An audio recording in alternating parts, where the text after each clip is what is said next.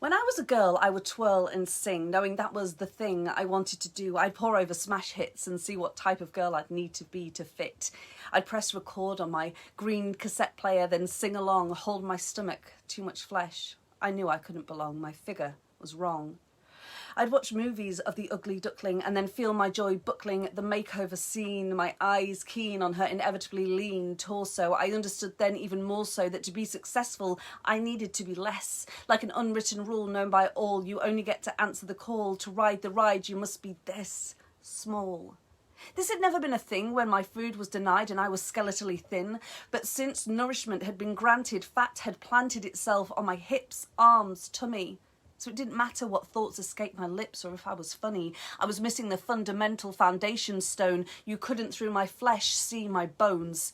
So I abandoned my body, my home. I took to covering my midsection, knowing its size to be a direct reflection of my merit. I wanted to take the inch I could pinch and rip it from my form, so I could be a socially accepted norm. It was so clear to me if I could just be zero in size, I could sing and be idolised. And so I became obsessed with the fit of my dress, the measuring tape, my BMI and mass weight. If I was hungry, my mind would tell me I deserved it, but when I was full, my body desired to purge it. For years, I dreamt of my special moment, my makeover reveal, not needing to conceal my stomach, but own it. Finally, at 22, my stomach looked how I'd always wanted it to, but I never knew. You see, the monster in my brain had grown too large, now in charge, forcing out opinion and smarts, the ability to hold an interesting conversation, my love of the arts. Because of my brain's monstrous manipulation, I felt it too in the audition room. Just because they can't state it openly in a breakdown doesn't mean they don't break you down into your parts before the casting even starts.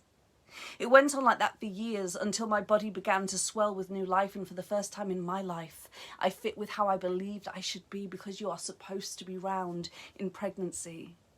But when a mother I became, it was time to reclaim my body. I needed to bounce back to be let in, but now you can no longer just be you. You're labelled a MILF if you're thin. I'm not sure when my brain started to win the war. Maybe it's when I saw a photo of myself at 22, hip bones poking through, and I couldn't believe I believed at that age I perceived myself as fat. Remember being at the party where that image was captured, thinking that.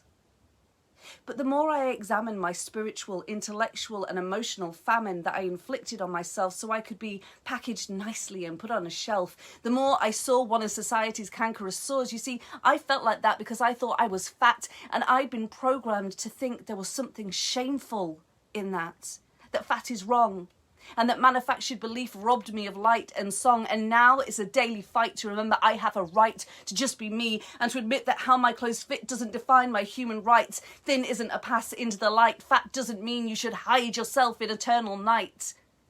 A body shape, size or weight isn't a personality type or a reason to love or hate. We all have a right to step into our passions and power, to bloom and flower. Time to make societal norms the ones that cower.